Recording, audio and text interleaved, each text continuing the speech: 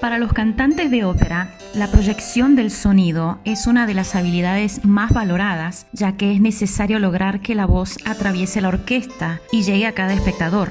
Es ahí donde entra en juego el famoso concepto de la máscara, que trae consigo controversia y mucha confusión. Sorprendentemente, ni siquiera los más grandes logran ponerse de acuerdo.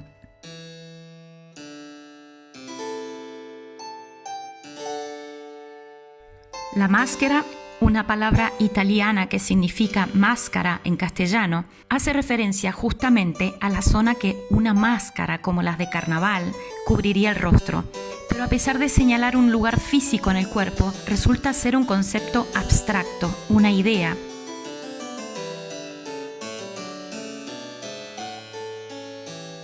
Para el bel canto, la máscara es una posición imaginaria más que una ubicación física, que se encuentra en algún lugar entre la boca y los ojos y permanece siempre fija, de acuerdo con el concepto de posición única de la voz.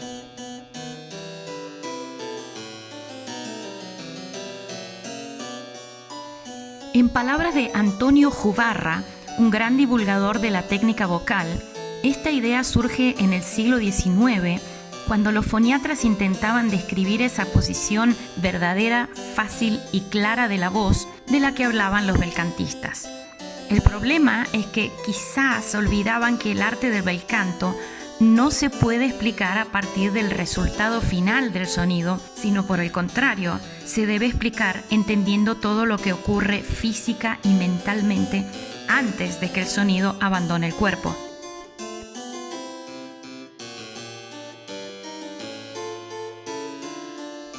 Entre los cantantes se suele hablar de la resonancia de las cavidades nasales y paranasales como posibles amplificadores del sonido.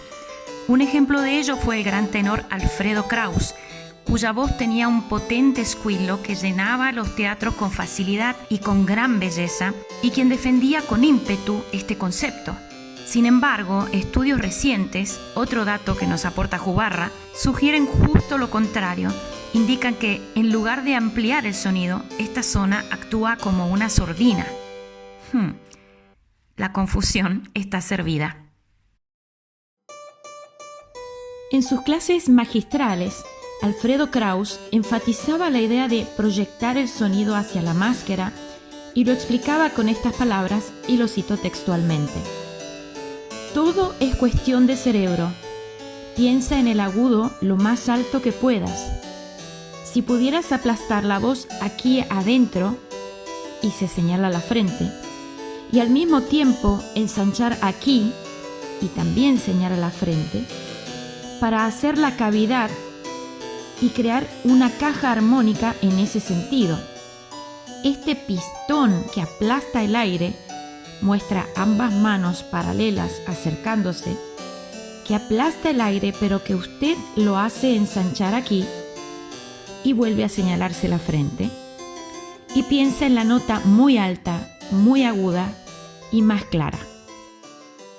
Es posible que insistir únicamente en llevar la voz a la máscara, sin considerar otros elementos técnicos importantes, no garantice los mejores resultados.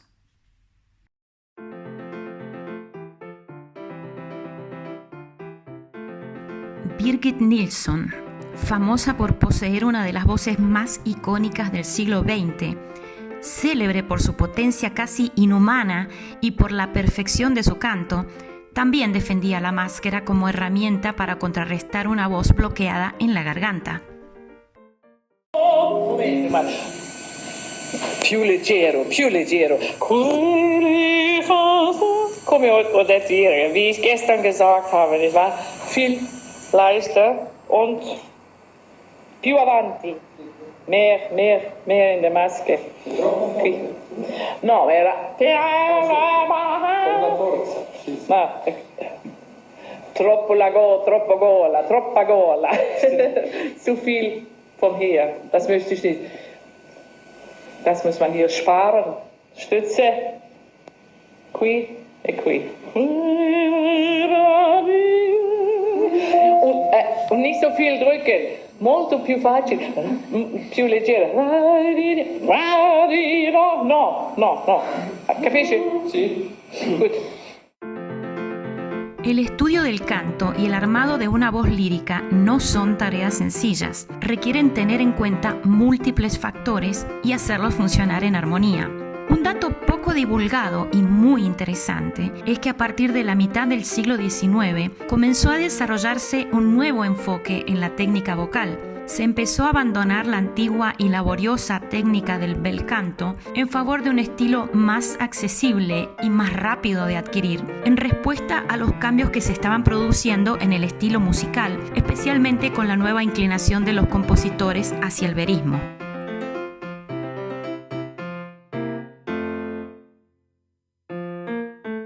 Afortunadamente, el bel canto no se perdió del todo.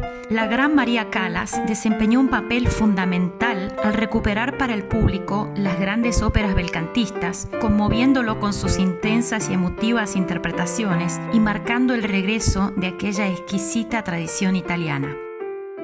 Regresemos entonces a nuestra exploración de la máscara y analicemos qué nos revela esta antigua técnica vocal.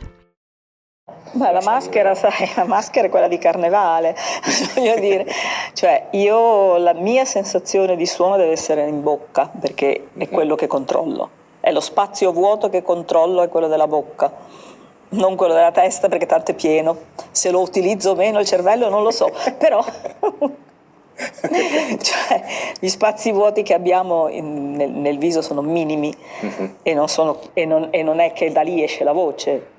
Cioè, per me, il mio controllo, le mie sensazioni sono nella bocca.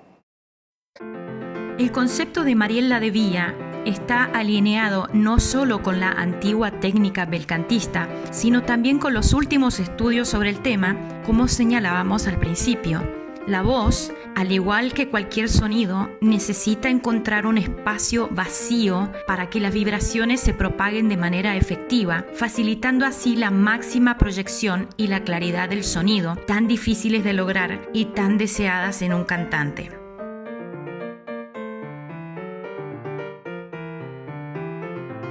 Y por increíble que parezca, es en este contexto en donde el poder del pensamiento juega un papel primordial, tal como ya señalaban muchos de los tratados de canto del siglo XIX. Tener claridad mental sobre el sonido que queremos producir antes de emitirlo es lo que marca la diferencia. Por el contrario, el intento de forzar físicamente el sonido hacia la máscara suele traer consecuencias negativas.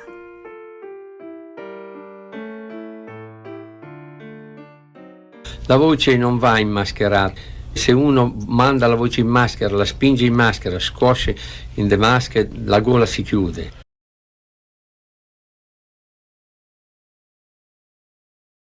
Il problema è che la gola prima o poi si disturba, si chiude, la gola soffre nel spingere la voce troppo in avanti. Si sente attraverso il suono e si sente anche dall'artista stesso che comincia a faticare, perché è contro natura spingere la voce in avanti.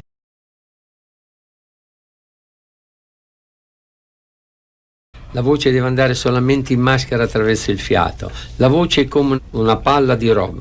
Più la butti in basso con forza e più sale verso l'alto. Estos 4 cantantes han sido grandes estrellas de la ópera, han desarrollado su arte de un modo inigualable y han generado muchísimos admiradores en todo el mundo.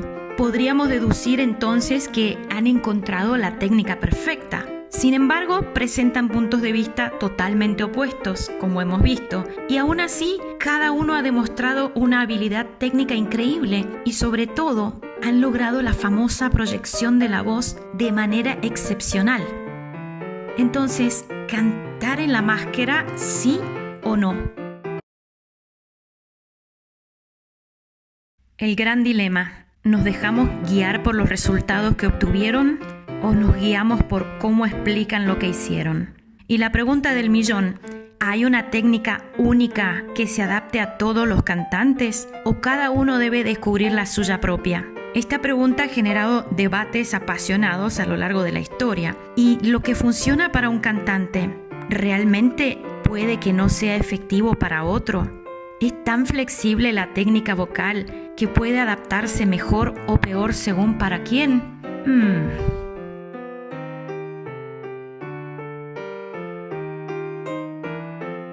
estudio es el único medio para llegar a ser un buen cantante.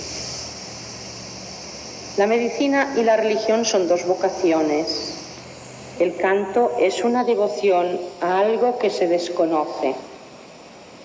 Muchos jóvenes cantantes dicen que no hay buenos maestros.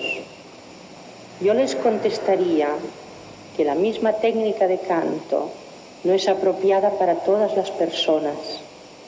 El alumno debe captar, adoptar y aplicar las enseñanzas del maestro a su propia formación y necesidad física.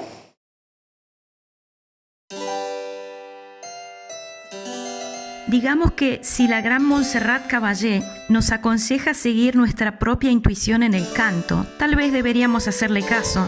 Al fin y al cabo, el arte de cantar no solo se trata de técnicas y métodos, sino de la conexión profunda de cada artista con su instrumento, con su emoción, con la magia de su voz y finalmente, con el público.